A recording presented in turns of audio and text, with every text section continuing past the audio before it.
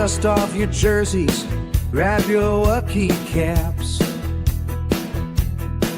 Got the whole team ready, no turning back. From the hardwood floors to the diamond bright, we're here to talk sports all day and night. Yeah, it's a sports show, from the opening tip to the final, we're with you. What is up, everybody? Welcome to another live episode of Catching Up with Cody podcast. I'm your host, as always, Cody. We have another awesome guest on. You guys have seen him before. Zach from Guys Time with the Brys. Zach, how have things been since our last episode? I know a lot of sports things have been going on. So how have you been? Doing good, brother. And once again, thank you for having me on. I think this is our third time doing this. So I like the intro. I like the setup. And yeah, everything's good, man. You know, we got the Carolina Hurricanes winning the Stanley Cup. We got the Knicks finally, after 53 years, winning the NBA championship. But now there's only baseball and the World Cup out there and some UFC fights for the sports for the time being until obviously the NFL and college football start. But yeah, everything's good, man. Life is good. Can't complain. And like I said, it's great to be back on Catching Up with Cody. Yeah, no, for sure. Anytime. Yeah, I mean, it's summertime, so that's nice. But unfortunately, all the sports are gone. So I'm wearing my national championship shirt for Michigan. Kind of want to start the episode off with that. Unfortunately, us Michigan fans, Dusty May is gone. Went to the NBA. Brings us home a championship, but to the extent of we lose him. So, you know, where does that kind of leave this Michigan team? You know, I've been talking to a couple of people like recruiting now. You got to see how that goes. You know, our new coach, I know I think they just upgraded our assistant coach for an interim head coach right now. The dominoes are going to be falling, unfortunately, in Michigan. Zach, what did you think of the news that broke today, and kind of what do you think is going to happen with this Michigan basketball team? Well, yeah, first of all, I wasn't surprised by the announcement, to be honest with you, because, you know, you win a national championship, right? I don't care where you win national championship, Michigan, Florida, wherever. You win a national championship in college basketball, adds value to you. And so once that happened, I'm pretty sure he got a handful of calls from NBA teams requiring his services. It was just kind of weird, though, that the athletic director, Ward Manuel, said that we got a contract for him. He's going to stay here forever. And then a couple of months later, here we are. He's going to the Dallas Mavericks, and we lose our guy. But you know what? He brought us a national championship. I can't be upset about that. He did his job, right? You know, and he had a bunch of players from the transfer portal for the most part, or NIL deals. Obviously great, right? I mean, pathway to the national championship, and he did his job with a great group of guys and great group of players. So, you know, good for him, I guess, you know, chase the bag. But now you're going to be under much scrutiny with the NBA and the Dallas Mavericks. They're kind of a dysfunctional basketball team right now, obviously still dealing with the effects of the Luka Doncic trade, which even I was even surprised by that. But, you know, maybe everywhere he goes, it seems like he had success. He had success at Florida Atlantic University, and then obviously he comes here in Michigan for a couple years, so maybe he can change Dallas, but too early to tell. But I wasn't surprised by this. I know a lot of people are upset, or a handful of people, I should say. Michigan fans are upset. I'm not, man. He came here. He won a national championship for us. Bravo. So now where does this take Michigan from this point forward? I don't know. That's going to be really interesting. You mentioned, you know, transfer portals and recruiting, you know, people, you know, basketball players, you know, seniors coming out of high school, or even juniors rather, you know, and trying to get looked at. They're going to look at the situation, and maybe they're going to back away from Michigan. And you know what? That's fine. You know, there's a bunch of other colleges you can look at, you know, try to get recruited, but you know, it's going to be a different team. You know, you're going to lose some top guys. You know, some guys are coming back. McKinney, one of the players that are coming back. So, well, you know, you got some veteran players although being a couple of them coming back, so that might help a little bit. But yeah, it's going to be a different Michigan team. I don't think they're going to be as dominant as they were this past season. But hey, man, like I said, Dusty May, he's got to look out for himself, man. This is his life. He chose money and obviously the pros. See what happens with that. But yeah, congrats to him. I guess he won a national championship for us. But yeah, Michigan's definitely going to be a different team coming this fall. Yeah, for sure. I mean, like you said, it's going to be tough now to win another national championship. He did what he needed to do. I was kind of talking to some people today. I'm like, you know what? The next step now is for him to win a NBA championship. So, I don't think he's going to be able to do it, obviously, as quick as he did getting a national championship with Michigan. But, there's success. I mean, money talks. I know they, like you said, they brought up, contract extensions, all this stuff, and it sounded like Michigan was his home. But you give anybody an empty checkbook and changes are going to come. So, yeah, good luck with him. Michigan sports, man, we're cursed. We're losing everybody.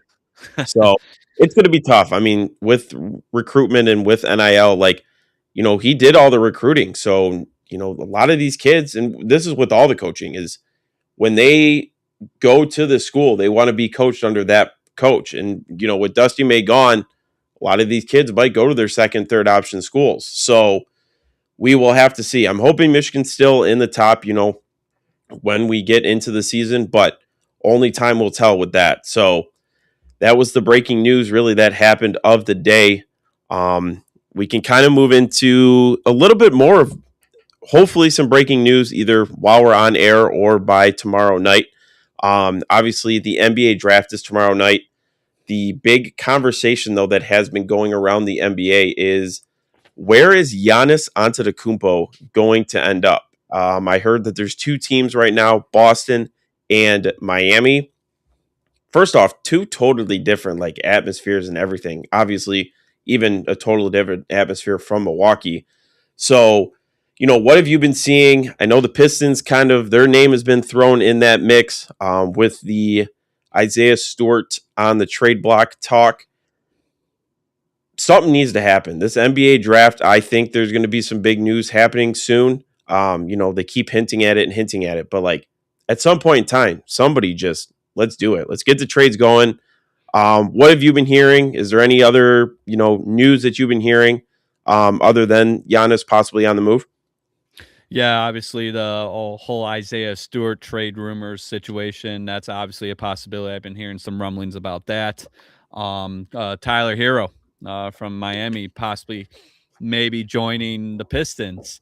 And, I was doing some research on it and, there's some good and bad with it. I mean, he's a good offensive player, right? Let's see here. He averages, or he's 37.8% from three, according to ESPN, and then field goal wise, 48%. So he's a shooter, and I think we discussed this last time we were doing the podcast. Like Cade Cunningham can't do this all by himself. He needs an offensive number two. Like you need a number two shooter.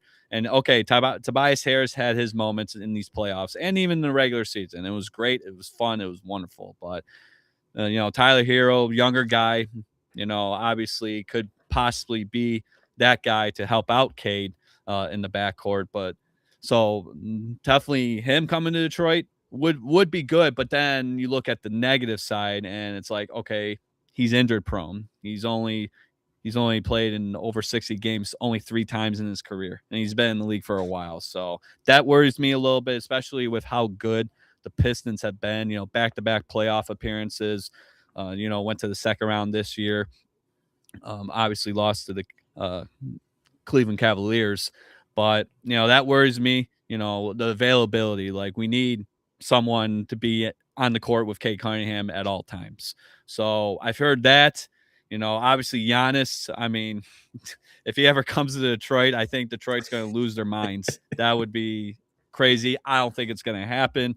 But yeah, like you mentioned, Boston and Miami, very different cities, different basketball vibes compared to Milwaukee, especially with Boston. Boston has a history, right? Multiple championships, legends, Larry Bird, Kevin McHale, so many great players from that franchise. Paul Pierce, Kevin Garnett when they won the championship in 2008.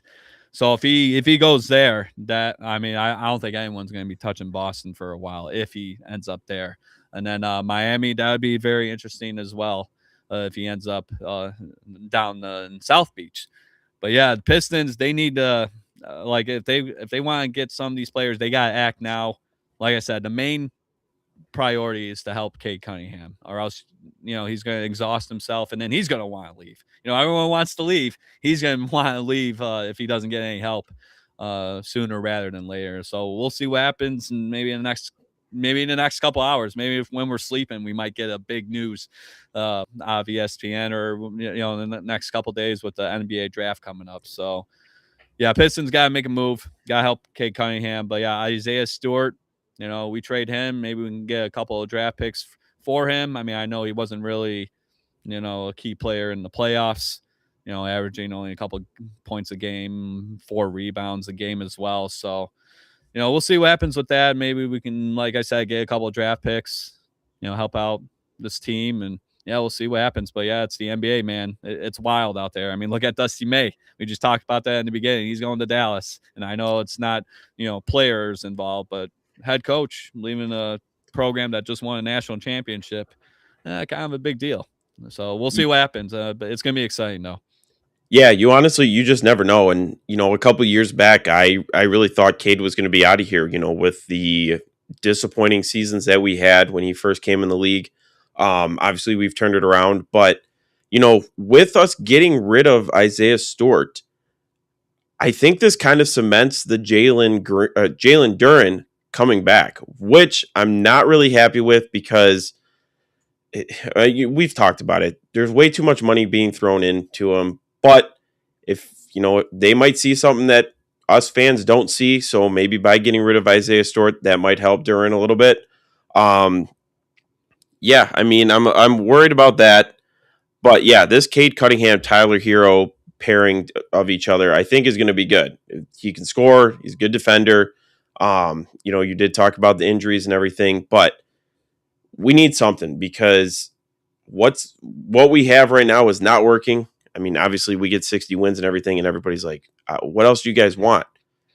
I've said this before. I don't want to be a team that makes the playoffs every single year, but doesn't have any championships to show for it. Because to me, that's almost the same thing as missing the playoffs. I mean, the people that are missing the playoffs are also not getting a ring. So in my eyes, it's the same way. So yeah, a lot of stuff going on in the NBA. The next 2 days are the NBA draft, so a lot of young kids are going to be in the spotlight and everything. So I'm definitely going to be watching that tomorrow to kind of see what the Pistons do. I personally think we should be moving up in the draft, but who knows? We might be with this blockbuster trade that's on the rise, or we might be staying to 21. So who's kind of a guy that you want the Pistons to draft? I've kind of glanced at the mock drafts and everything. I personally, as a Michigan fan, also want Yaxel Lindenberg on the Pistons. I think he fits good. The only thing that I have an issue with is he's 23 years old. So I know a lot of people are like, he's only 23. That's old coming out of college to go to the pros. So that's my only worry with him. But other than that, like, I think we need another big because if we are getting rid of Isaiah Stewart, we do need to kind of replace him. So I think Yaxel is a good fit. What do you see with that? Do you see anybody else on your radar? Yeah, I think Axel would be great with what we're trying to do. And yeah, obviously the age thing, him being 23 coming out of college. And yeah, it's understandable. And it's the NBA, you see a bunch of 18, 19, 20-year-olds lighting it up nowadays, or it's been like that for many years. But I think Axel would be great because he's a shooter. And that's exactly what we need to help out Cade Cunningham. Like I said, if we don't get him help, he's just going to run himself out of Detroit. And if we lose Cade Cunningham, God forbid we don't, but if we do, that is not good. Yeah, at all. Then we're definitely in full rebuild mode at that point. That's what I mean. We're starting over. We're going backwards in that situation. So I think Yaxel would be good. Now I'm trying to think of any other big names out there, but I think Yaxel would fit well with what Detroit's trying to do. And yeah, I agree with you, man. Um, Pistons, they can make the playoffs every single year. That's great, but if you can't get out of the first and second rounds, what's the point? Like, go to the playoffs and win a championship. That would be great. And if you don't win a championship for another 3 to 5 years, cool. At least you won a championship, right? Yes. So, yeah, they definitely need to fix that. Like I said, we'll see what happens tomorrow night in the NBA draft. Maybe they trade up, or maybe even tonight going tomorrow, they make a blockbuster trade. I don't know. Does Giannis come to Detroit? I just don't see it happening. I think it's too good to be true. I think he's going to go to a bigger market, maybe like we said, probably Boston. But I mean, Boston would have to pay him buku money, big bucks, big money to go over there. But the point is, he wants to get the hell out of Milwaukee. And you know what? I don't blame them. I mean, they won a championship a couple years ago, but then since then, well, what have they really done? It's like he's kind of wasting his career there, and he's still relatively young. I think maybe he's around my age or maybe a couple years older. I'm not entirely sure, but he's still got a lot of basketball to be played in him, and obviously he's a great player. I mean, they don't call him the Greek freak for no Yeah. reason. So, Yeah. but yeah, we'll see what happens. Like I said, the Pistons, balls in their court, man. Like, move up, or stay at number 25 in your pick, and we'll see what happens. But yeah, Yaxel I think would be a great fit for Detroit. Let's hopefully kind of get him in easily. Don't put all the pressure on him. We can still focus on Cade. We all know Cade's the star player, but if we draft Yaxel, let's try and ease him in a little bit. But we'll see. It's going to be an interesting night tomorrow night. I do believe. I think we're going to see a lot of eye-opening picks, like we always do. In the NBA draft and even the NFL draft. Surprises everywhere. So, but yeah, we'll see. We'll see what the Pistons do. Yeah, for sure, for sure. Well, since we're on the topic of trades, let's move over to the Detroit Red Wings. Yeah, Larkin wants to leave too. So, Man, where do you see him going? I know he kind of has that no trade clause, and he's got a couple teams on his radar. This is another team that they got to get their act together, or we're going to be bottom of the barrel. I mean, we already are, but farther down than we already are. So, I haven't really talked to you since the Larkin stuff. Did this surprise you? I know everybody's been, giving him some crap, take the C away. You can't start for this team. I mean, he's doing what everybody told him to do. Get the hell out of Detroit. And now he wants to get out, and everybody's like, whoa, whoa, whoa, whoa. So what's your take on it? Yeah, at the end of the day, I think, he wants to go where he's going to win. I mean, let's be honest. He's had only one playoff appearance in his 11, 12 years as a Detroit Red Wing. Like, yeah, that's not good, man. I mean, I don't blame him, but at the same time, the timing's kind of weird, right? Like, you do this like a week after the Stanley Cup Finals, or I think maybe it was even a couple days after the Stanley Cup Finals. You come out and say, I want to leave Detroit, and you're the captain, though, man. Like, you don't understand, like, especially in Detroit, being the captain of the Detroit Red Wings, that means something. Like that there's a lot of history with that letter C patch on that jersey. Some of the greatest captains we've had. Gordie Howe being one of them, Steve Eisman being another. Nicholas Lidstrom, Henrik Zetterberg. So many great hockey players have worn that C. But with Larkin, he obviously he wants to go somewhere where he's going to win a cup. And you know what? Good. Go win a cup, dude. All right. You go achieve greatness. You're probably not going to be a starter anyway. I mean, you're a starter here, but he's a second line center at best. If he plays with, Minnesota or Vegas, two teams, by the way, to where he suggested he wanted to go. And then Florida being the other one. I don't think that's going to happen now with Brady Tkachuk going there with that blockbuster trade last night, reuniting with his brother Matthew down there in Florida. So, and yeah, I don't know if you saw that, but yeah, the Panthers gave up a lot, man. They gave up a what was it, first and second round this year, or 2 firsts this year, and then a future first and second down the line. So they gave up a lot to bring Brady Kachuk. My coworker was telling me about it. Like, I saw the trade and everything. I just didn't know all the details and everything. And he's like, dude, what they got for Brady, I can only imagine what we should be getting for Larkin. But with the Iser plan, you never know. It might be a Little Caesars pizza and some money. I don't know. Who knows? Yeah, I was gonna say, yeah, you gotta have a Little Caesars attached to anything that comes out of that building. But yeah, and that I kind of looked at that and I'm just like, okay, that kind of set the tone of what we can get with Dylan Larkin. So if we traded Dylan Larkin or wherever, we probably could get a couple of draft picks, but then that signals, okay, the Red Wings are in rebuild again. We get rid of Larkin. Here we go. We're starting all over again. And here we are, year 8 under the Iser plan. Yeah, that's been working out real well, right? So I just don't understand, they have to win now. I know it's not going to happen because that's just sports and that's the Detroit Red Wings. They've been awful for over 10 years, haven't made the playoffs in a decade, which is crazy. We go 25 in a row of making the playoffs. Now we're going 25 and missing. Unbelievable. It just doesn't make sense. It's crazy. I know we got spoiled when we were younger, but now we look at this and, like I said last time, my entire 20s, I'm about to be 30 years old. They haven't made it to the playoffs. 20 to 29, missed the playoffs every single year. I mean, it's unbelievable. I can't believe it. But if they get rid of Larkin, I mean, that's the signal that they're going to rebuild. So we're rebuilding to rebuild. And me being a fan and just, watching sports in general, I don't want to, I can't accept that.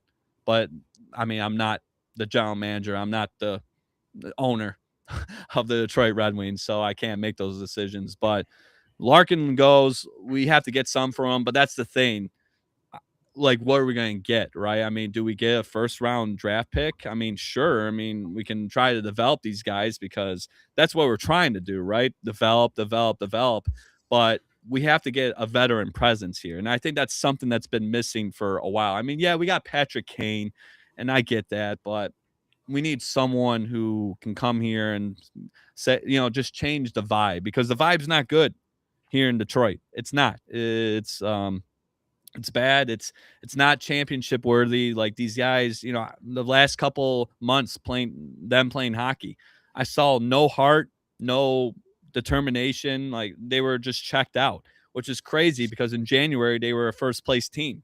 So how do you just check out like that? What, the Winter Olympics got you guys all comfortable or something? And then last year, the Four Nations, same situation. We're off for 2 weeks of the regular season, and then we just decide to play crap hockey for the rest of the year. So we need to bring someone who's going to put their foot on the ground and say, hey, let's start playing some Detroit Red Wing hockey. Let's win some games and let's make it to the playoffs. Let's just make it to the playoffs, right? Okay, Stanley Cups, I'm not too worried about that.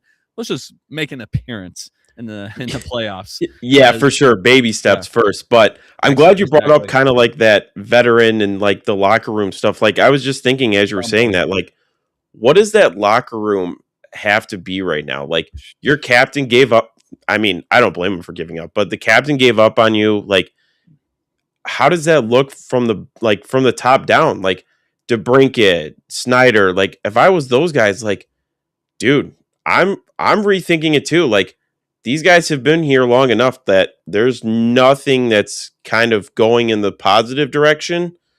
So they also might be next. So I can see it. And like you were saying, we get those draft picks, but we don't develop. And I feel like between baseball and hockey, like, those are the two teams or the two sports that you have that farm system.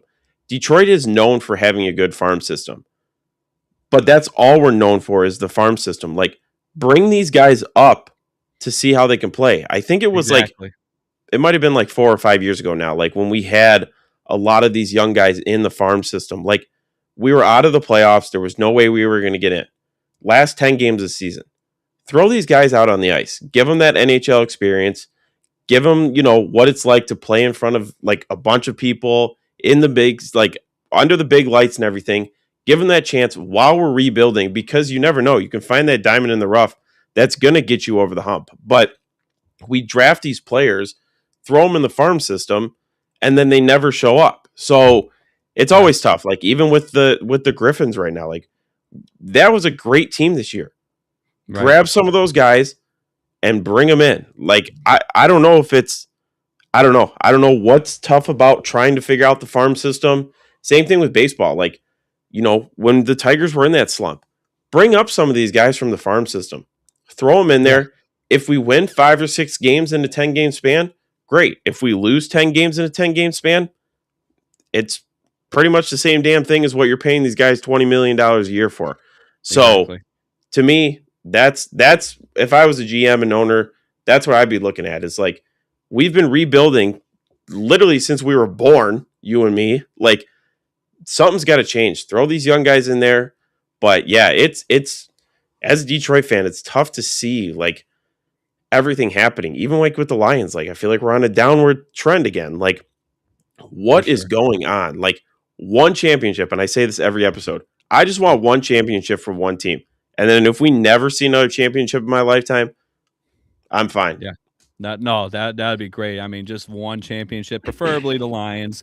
But I'm not gonna pick and choose. I'm not gonna be Beggars can't be greedy. choosers. Yeah, exactly. Yes, I'm not gonna be greedy. Like, okay, Tigers win a World Series, or Red Wings win the Stanley Cup, or the Pistons win the NBA championship. That's awesome, great, wonderful. But going back to what you're saying about the Detroit Red Wings, yeah, we draft all these guys. Oh yeah, we got all these young prospects. Where the hell are they? Yeah. They're nowhere to be seen. Like, Casa, the goaltender, I've seen him goaltend for the Red Wings maybe a handful of times, and he's been with us for many years. We might Yeah. lose him too. I just don't understand. I don't like. Is this part of like the Iser plan? Like, we draft guys and we're just going to keep them down in Grand Rapids, and then maybe when they show some potential, maybe we'll bring them up. I don't get it. It's weird. It's a weird situation. But yeah, that locker room too. Going back to what we were saying earlier, yeah, that locker room is I don't know. You think about Patrick Kane, who's an unrestricted free agent this year. So I don't know. If we lose him, I mean, we're in trouble. I mean, if we're gonna lose Dylan Larkin and then possibly Patrick Kane, I mean, we gotta rely on Mo Sider and Lucas Raymond and maybe Alex DeBrincat. And I mean, and then he might be on the train block as Yeah, I well. was just gonna say, and how Uh, long did those guys even stay? I mean, yeah. it's Oh man. crazy. Yeah. And it's funny, you It's good. you Bad. talk about losing people. We've been talking about Mm, trades since the episode started. Kind of yeah. segues into this next little topic here, and I know that this is talked about in all of Detroit. Tarek Skubal. Like, I want to be honest for a second. Uh, What are we doing? Like, this is like yeah. a bad relationship. Like, just get rid of his ass. Like, he For obviously sure. doesn't want to be here. No. I don't think he doesn't want to play baseball, because I think if he goes to like your Dodgers or a contending team, he's going to pitch 9 innings if he wants. I think it's just he doesn't want to play in Detroit.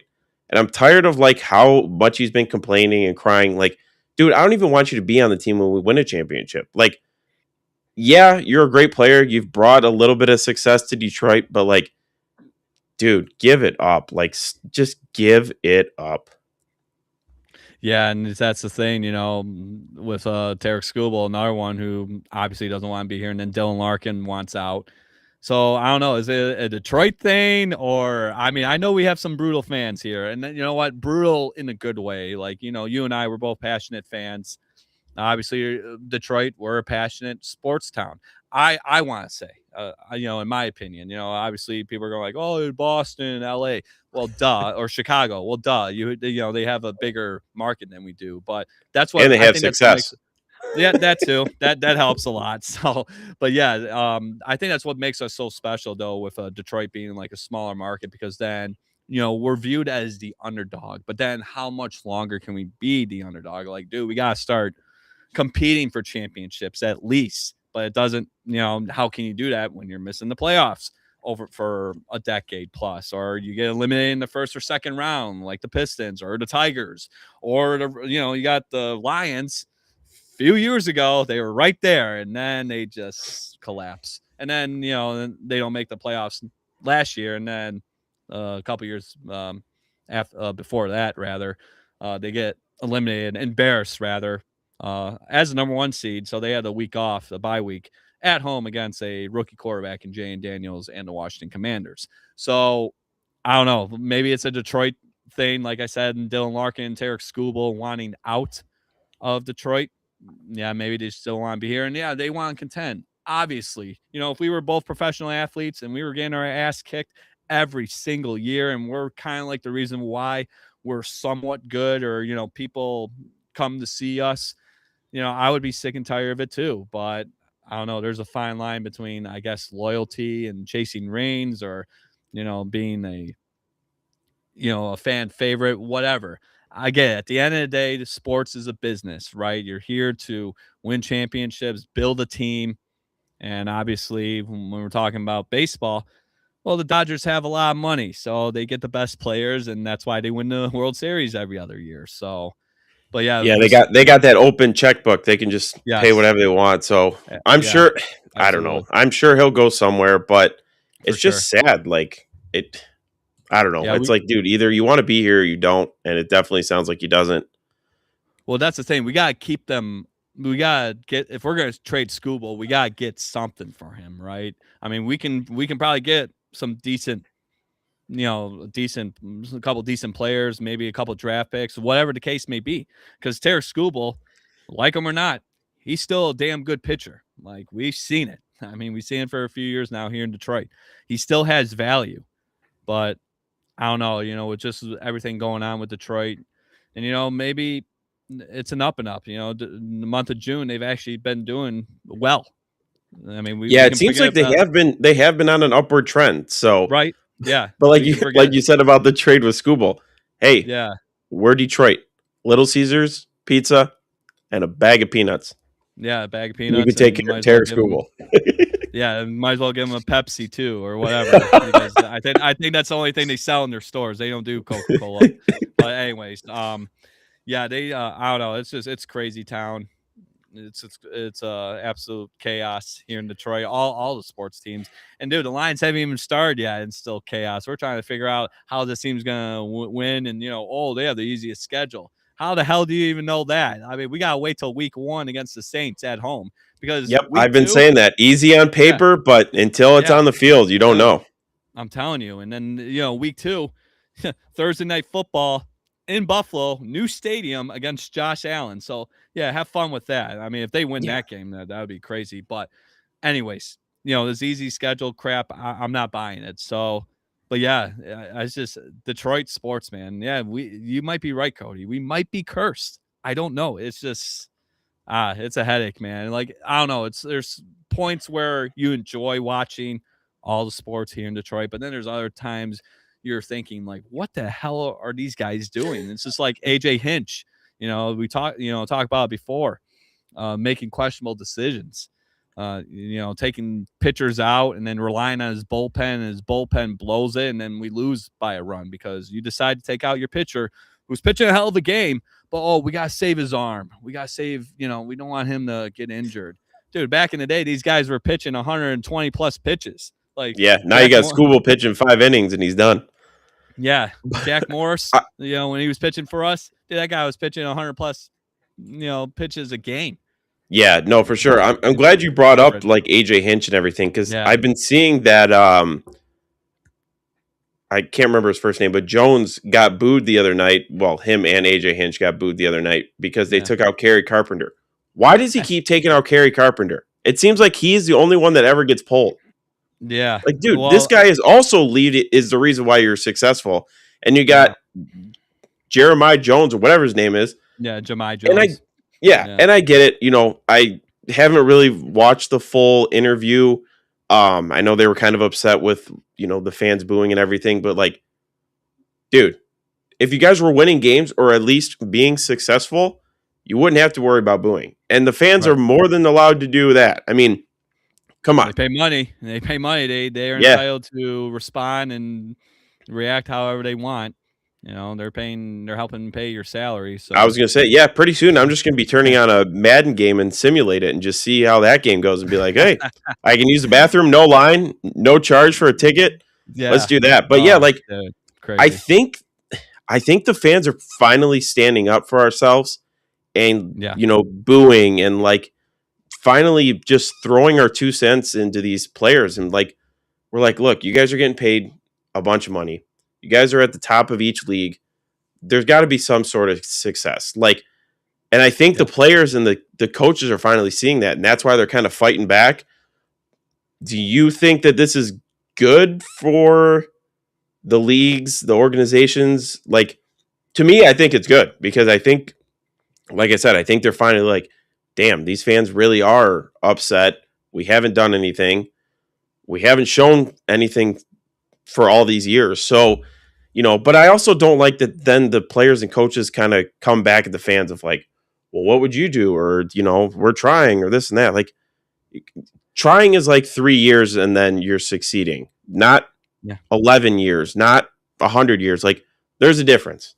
Right. I mean, it's got to pay off at some point, right? Like I can take a team who, okay, maybe on paper or, just in general, maybe not the most talented team, but you know what? If they're fighting, if they're competing, like if they're actually trying their hardest, then yeah, I can accept that. But dude, I've seen so many teams and a lot of Detroit teams, unfortunately, in years past, where they just go out there and they're lifeless. I mean, you can't fool us. I mean, we've been watching sports forever. I can tell when a player is trying or one that doesn't give a shit, and we've seen it countless times with the Tigers, with the Red Wings, at times with the Lions. Crazy enough, but yes, I have seen some Lions teams that we're just going out there and we're just gonna do we'll see we'll see what happens. And then even the Pistons, I mean, I can there was a couple points in the playoffs where, especially in that Cleveland Cavaliers series in the second round, where I was just like, you guys are only down by like 8 points.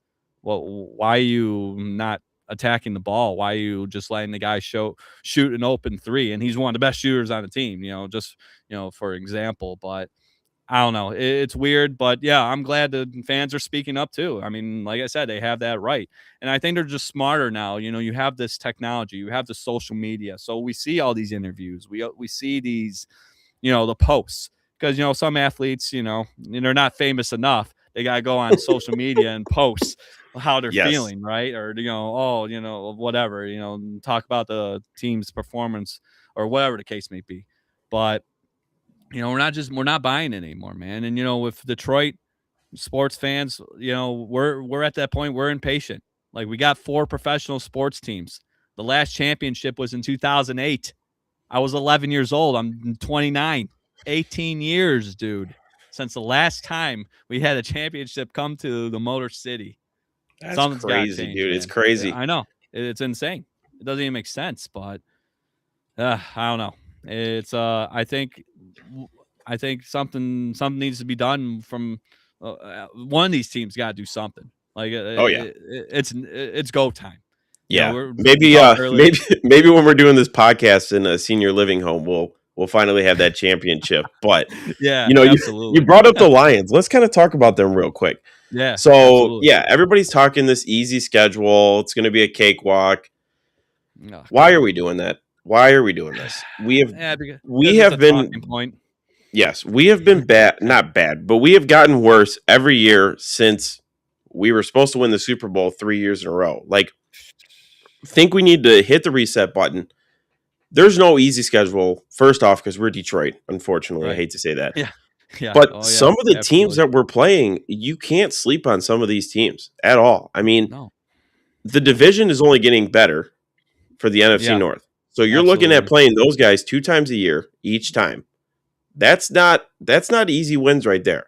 And like you said, we got Buffalo week 2 in the new stadium. Buffalo's Yeah. going to be riding high. Whether they lose that first game of the season or not, they're riding high coming into this new stadium. It's it's not an easy schedule. It's really not. You can't sleep on any of these guys at all. No. And that's the thing with our division. We play the Packers, Bears, and Vikings twice. I'm not sleeping on any of those teams. Like you say, oh yeah, Chicago's gonna be easy. I don't know, dude. Like, hey, let's pump the brakes there for a minute. Like, this is still Chicago. This is still a division game. Like, it's different. Like, if you play someone out of the division, okay, sure. It's still 50-50, but it's, division games, like, those are important, man. And, you got the Packers. They give us a hard time every single year, it seems like. And then now you got Minnesota Vikings. You got Kyler Murray, another mobile quarterback, and you know how our defense is with mobile quarterbacks. We are god awful Yes. defending mobile quarterbacks. So that'll be interesting how that game or the two meetings there play out when the season starts. But yeah, man, people, oh yeah, according to this statistic, we got one of the easiest schedules. Like, no, dude. Like, I No, want to like see what happens week one, and yeah, then like I got the couple weeks. schedule pulled up right now. Like, Yeah, okay, fine. We got New Orleans week 1. yeah. We could probably Like, agree on that one. yeah, Talked about the yeah. Buffalo game. The Jets, I mean, okay. So far I could see it. But then you got Carolina. Carolina's not a team to sleep on. Carolina has been getting there the last couple of years. Got Arizona. Then you got your bye week. Then week 7 and 8, you're playing back-to-back division teams with Green Bay and Minnesota. Then you got Miami. That might be easy. New Yeah. England, they were just in the Super Bowl. I don't know if Yeah, people just forgot about that. yeah. I don't I would not sleep on the New England Patriots. know. They That's lose in the that's Super Bowl and everybody forgets that they were just there. yeah. I mean, You got the only distraction with that would be the head coach, obviously, with the whole Diane Rossini situation. that's But true. whatever. That's true. But besides that, I think you can't sleep on the Yeah, Patriots. no, not at all. Then you got Tampa Bay, Chicago, Atlanta, Tennessee, okay. And then, week 15 through 17, week 15 through the end of the year, actually, Minnesota, the New York Giants, Chicago Yeah, Bears, and Green Bay. Yeah, don't sleep on the Giants, man. Everyone's No, like, "Oh, it's the Giants." no, Pump the brakes there, man. Like, no. it's the Giants. They're looking on paper, they're looking pretty good, and they always give us a hard time too. And I was going to mention something about the Tampa Bay Buccaneers. They give us a hard time as well. You got Baker Mayfield there. I don't care what people say. That guy's a baller, man. I mean, you got him Oh, on yeah. your Oh, fantasy yeah. football league. I mean, that's a guaranteed win. That guy giving you 30, 40 points each week in fantasy football. But I mean, dude, no, this is a team that gives us a headache every single time. So yeah, I'm looking at the schedule too, and it's just like it's not gonna be a cakewalk. It's not easy. Like, stop No. saying it's easy. It's pissing me off, man, because now Yeah. you're just giving us false hope. Like, Yes, let's it's wait giving till us week hope. one. And I feel like the Lions, the players, I feel like hear that noise. And not that they go in and they're like, oh, cool, this is going to be an easy schedule. Like, Right. no, like there's teams that we have to look out for. We did this last year, I think, with the Giants. Like, we Yeah. almost lost to the Giants, and they were not good last year. No, And wasn't it Jameis Winston was the quarterback, I believe, that game. he was, and I So, think he had like he had a great game yeah, I mean, statistically. I think the guy threw for like 500 yards almost. Like, what? Yeah. Dude, the guy's Of not course. Tom Brady. Yeah, of course it's against the Lions, a Detroit team. Yeah. So So that's what I'm I, saying. Like, a I lot don't. of fans, like Detroit fans, think this schedule is easy. It's, Nah.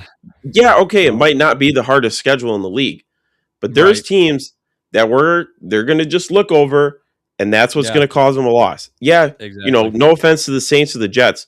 Those might be those easy wins. But Yeah, if you're overlooking Tampa Bay, they're going to come in and win. for sure. You overlook the Giants, they're going to come in and beat you. Yeah. There's And there's then- teams out there that are Yeah. going to beat you. And the division teams too. I mean, obviously, Yeah. you can't overlook them as well. I mean, you'd be an idiot to do that. But yeah, I just want to see what happens week one. That Saints game's going to tell me a little bit. I mean, week one shouldn't tell me a whole lot, but it's going to give me an idea what this team's all about. Look, at the end of the day, you got to have an offensive line, because offensive line creates a running game, and when you have a running game, Jared Goff has time in the passing game. That's something that's been missed for a couple of years. When they went to the NFC Championship in 2023, they had one of the best offensive lines in the game. See how that kind of works a little bit, and then down the line, years since, not the greatest offensive line. I get it. You got guys hurt, or guys retire, or whatever the case may be. But We got that Blake Miller guy from Clemson. I like that pick. I mean, maybe he's not an automatic starter. I mean, I would assume he would be, so that Penei Sewell can go back being left tackle. Left tackle. Right? Yep. Yeah, that's his natural position. So maybe he goes back to there, and then obviously Blake Miller can take the right tackle spot. But this offensive line is key, and I said before on the podcast, man, offensive line. You don't have an offensive line, this team's going to crumble. Oh yeah. And Yeah. like I said, we saw it last year. We saw it a couple years ago. I mean, granted, they made it to the playoffs a couple years ago, but look what happened. You lost in the playoffs. Like I said earlier, number 1 seed, divisional round at home against a mobile quarterback, a mobile rookie quarterback at the time, in Jane Daniels. So, yeah, looking at the schedule, like I said, I would say probably after like 6 to 8 games. And I know that's like almost half the season, but maybe I'll bring it down to maybe 5 to 6 games. I'm going to see where this team's at. Like, okay, we got the Saints in there. We got the Bills. I think I forgot what you mentioned. Bears. I gotta look at that schedule again. But Yeah, and like even a couple years ago, or even last year, really, like Green Bay came in first game of the season, demolished us, and we're like, holy cow, is this what this season is going to be? Then we picked it up a little bit. That was not fun. Yeah. Yeah. Then we pick it up a little bit, and then Minnesota comes in, beats us. Like, I think those first 2 games against the New Orleans Saints and the Buffalo Bills, that's really going to be the tale of how this Lions season is. If we go in there and it's only a 3-point game against the Saints, it's going to be a long season. And then if we go in against Buffalo and just get smoked, that's it. Yeah. So, yeah, I'm going to give them those first 2 games. I know that's not a lot to give them, but kind of where they've been, where they should be, I think those first 2 games, because that's going to be your worst team that you're probably going to play all year and probably one of the better teams that you're going to play all year. So that to me gives you both that little, kind of a good way to tell how the season's going to go. Yeah, that Buffalo game week 2 is definitely going to be a marker as to how this Detroit Lions team is going to be. Like, hey, you know what? To be honest, if they lose by 3 points or even a touchdown, I can live with that. Yes. Right? But like you said, if they get smoked, I mean, 18 weeks is a long season. I mean, I like the 16-week season because I grew up, we both grew up with 16 weeks, but just gotta have more football, right? More football, more money, right? So yes.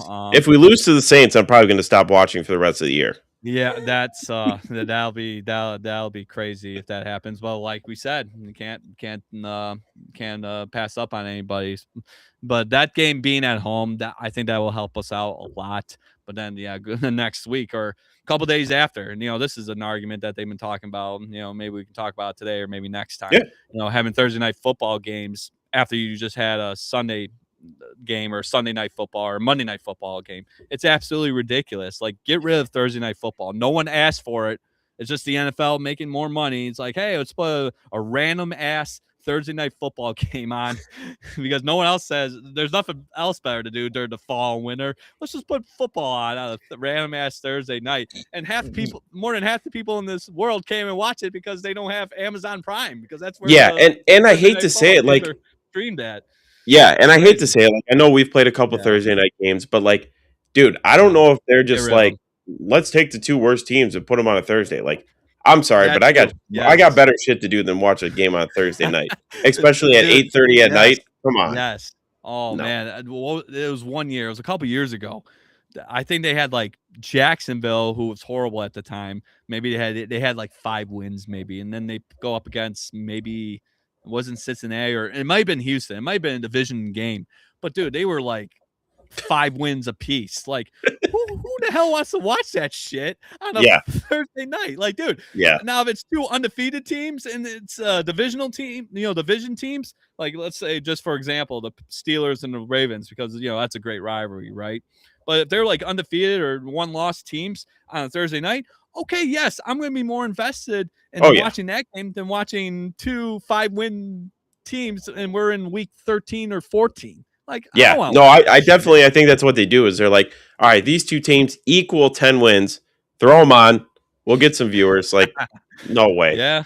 Well, I mean, you play fantasy football, and if you got guys on those teams, on those bad teams, yeah, you'll watch it. I will admit to that. I will raise my hand. God honest truth. I will watch it. But I won't watch the whole game. Like, I might watch a little bit, and if it's like boring, there's no scoring, or too many penalties too. I hate that too. Yeah. Every single play, every other play, whistle, whistle, whistle. Like, all Yeah. right, enough with that. It's Thursday night. Get the game over with. Come on, let Yeah, them let's play. go. Yeah, some of us have to work tomorrow. I mean, I know you guys don't, but some of us have to work tomorrow. But Yeah. these Thursday night games, I don't know. And we could talk about that too. Week 1, it's a Sunday game at home, and then 3 days later or 4 days later, we gotta go travel. That's gonna take a day. A day for traveling. Then we gotta go to Buffalo and play a Thursday night game. Damn. I don't know. Yeah, And you're right. that's early in the season too. So, guys are, could be a little banged up, not, in football shape yet. I mean, it's the first damn 2 weeks of the NFL season. That's true. You're going to get banged up week 1. And then a couple days later, you got to play against the Buffalo Bills. So, I mean, that might play a factor in the Lions, whether they win or lose. I don't know. All about grit, right?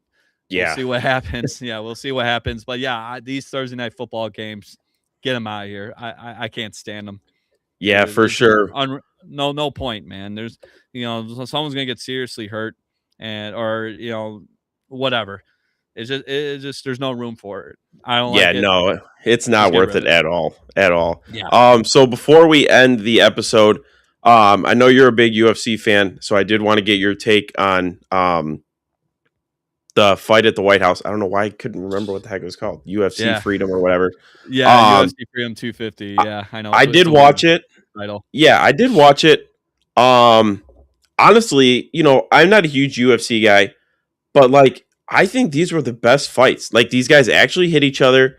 There was actual I don't think any fight, and correct me if I'm wrong, I don't think any fight went the distance that the judges needed to be involved.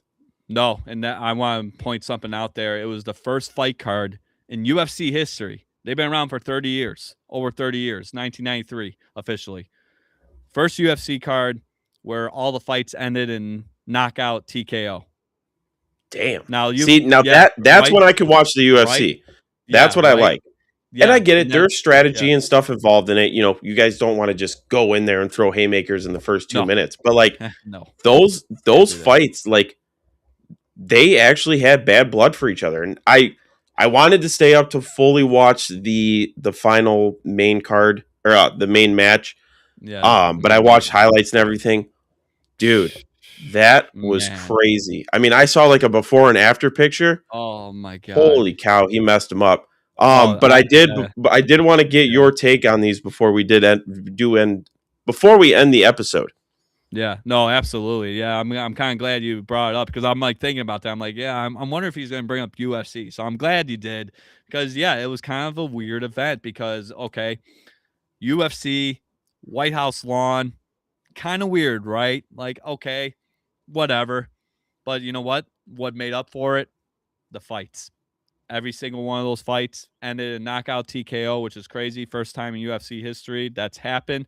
Now, you've had some fight cards in the years past where they've had finishes, but not by knockout TKO. Every single one of those fights ended in a knockout TKO, which is crazy. Absolutely insane. But this was fun to watch. I watched the whole thing. I was planning on placing a bet on Justin Gaethje, and I didn't do it. And damn. I'm still kicking myself in the ass after almost 2 weeks because I was thinking about it. I would have won a lot of money, but it is what it is. He won me some money earlier this year, so thank you, Justin Gaethje, for that. You're the best. I appreciate it. But you know what? For just talking about Justin Gaethje too, this is his third time competing for the UFC lightweight, undisputed lightweight championship. Third time's the charm. He finally gets it done after losing to Khabib Nurmagomedov, who's one of the greatest of all time, and then he lost to Charles Oliveira a couple years ago. So third time's the charm. He beats one of the best strikers, if not top 2 striker in the UFC. I mean, you saw his face, right? Undefeated too, right? He was undefeated. He was 17-0 going to that fight, undisputed champ. I mean, he just got done knocking out 3 of the best fighters in the world: Alexander Volkanovski, go to sleep. Night, night. Max Holloway, he knocked him out too. He knocked out Charles Oliveira. Like, these are not scrubs, man. These are A-list, top tier, top of the game fighters that he just knocked out. Silly. No, like, night, goodbye, go to sleep. It's over. But now he goes into this fight against Justin Gaethje, and I had Gaethje winning. Like, everyone's like, "Oh, Toporia's gonna win." Oh, I don't know about Topuria. I don't know about Justin Gaethje. Dude, Justin Gaethje thrives on that. The past couple of fights, he's been the underdog, and look what he's done. He's won both fights as the underdog, and look what he does to his opponent's faces, man. Like, and that was nuts. It was bruised up. Like, you would thought he got hit by a baseball bat. No, that's just another human being just punched you in the face and throwing elbows. Well, it was mostly punches, but you get my drift. But yeah, for a punch to cause that much damage, oh, dude, it was unbelievable. But Topuria, I gotta give hats off to him because he fought like a warrior. He wanted to continue until he didn't. I think there was rumors that he did quit on the stool, which, okay, makes sense, right? I mean, I would have quit 30 seconds. I would have in the Justin Gaethje. I don't know part. Yeah, I don't want no part of Justin Gaethje or any of those guys. Like, those guys doing that, I mean, that's unbelievable. I mean, hats off to them. I have all the respect for every single mixed martial arts, man or woman. You do that for a living. Yes. God bless you. I mean, that's not easy, man. I mean, to get your ass kicked, to get paid to get your ass kicked, that's not easy. Same with boxers too. Like, yeah. I mean, damn, man, you gotta be some special individual to do that. But overall, UFC Freedom 250, it was fun to watch. Just what Justin Gaethje did to Ilia Topuria. Oof, God, I mean, brutal. I mean, to say the least, brutal. But flip side of that, I hope Ilia Topuria has a speedy recovery. And then congrats to Justin Gaethje. He finally deserves it. He's finally the undisputed lightweight champion. But now where does he go from here? Does he retire? Does he defend the title? I don't know. I think if he wants to retire, yeah, I'll be a little sad because, he's not going to fight anymore. And every time Justin Gaethje fights, it's must-see TV. But, he's 37 years old. He's been in a lot of wars. Like, you're champion now, buddy. Ride off in the sunset. I have no problem with that. But we'll see what happens. It's Justin Gaethje. He's a fighter. He has that fighter's mentality. We'll see if he defends the title or retires. But then you got the co-main event. That was crazy. Alex Pereira making his debut at heavyweight, and he was trying to become a three divisional champion or a champion in 3 divisions. Damn. He'd been the first one to ever do it, but he got absolutely demolished.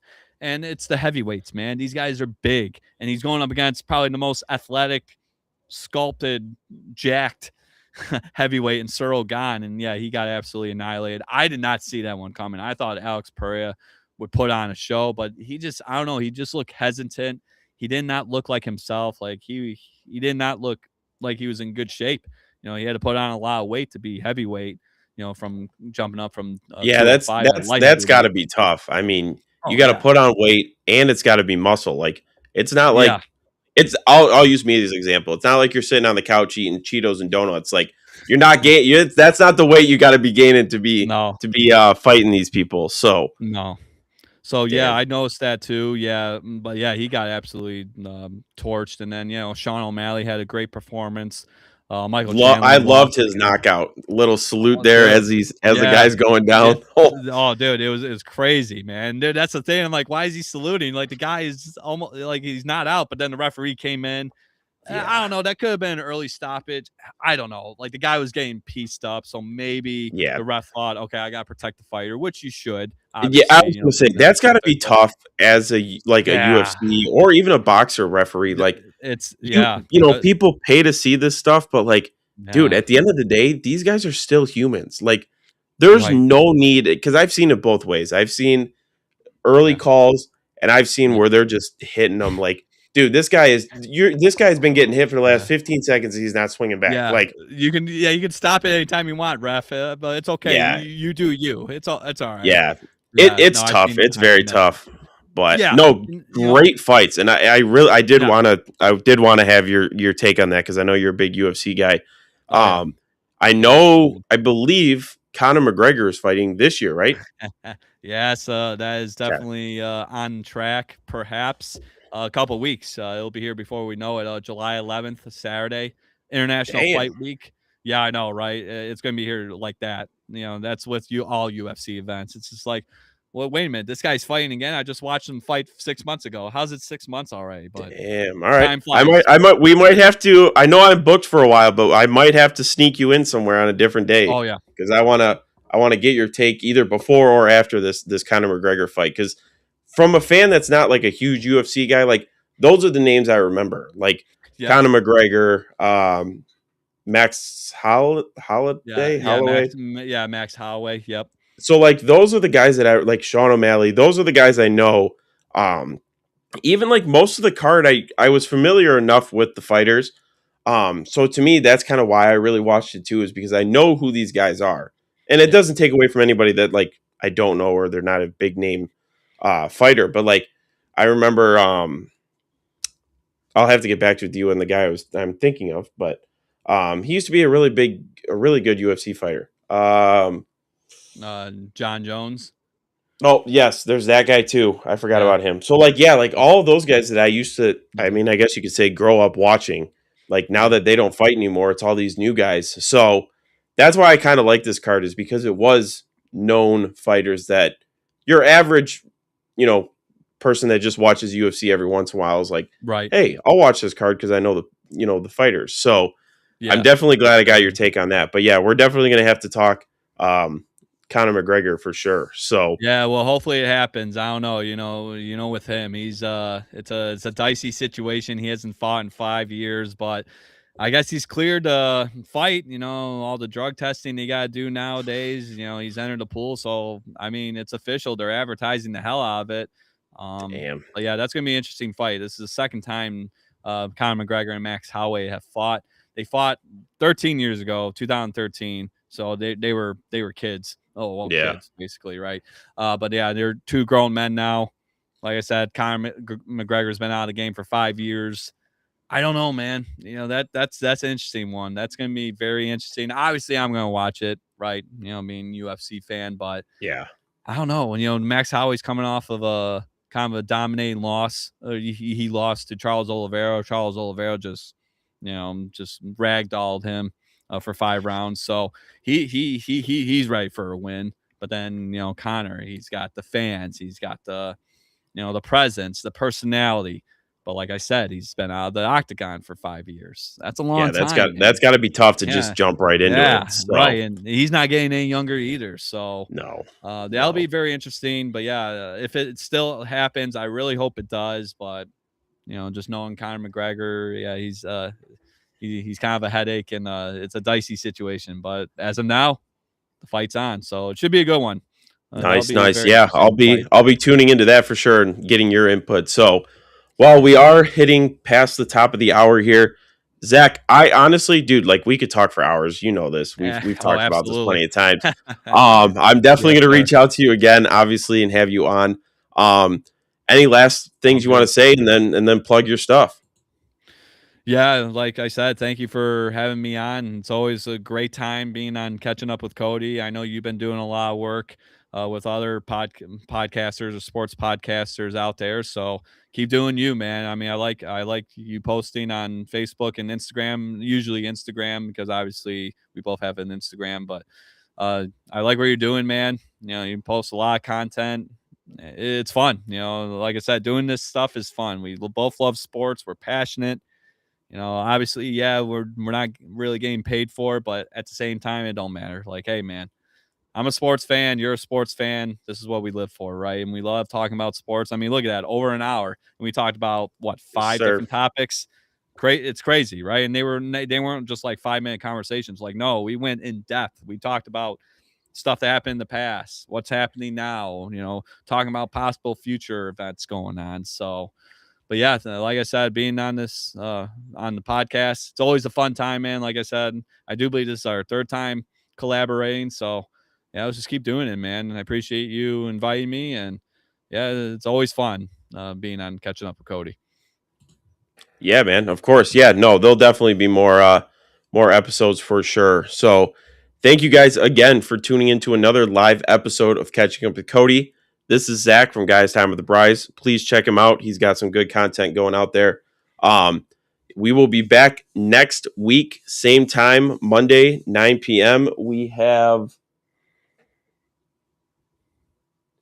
Tim from the Sports Reel. Sorry, dude, I cannot see that board. Holy crap. I turned around. I'm like, I can't even see that. I got Tim from the Sports Reel. He will be on next week. So you guys have seen him before. That'll be a good episode. Zach, thank you again so much for coming on. Like I said, dude, we could talk till the sun comes up tomorrow morning. But like you said earlier, we both got jobs. So we'll have to end it here. But thank you guys for catching up with Cody. Check out Zach's stuff. Have a good night, everybody. Peace. All right, take care, guys.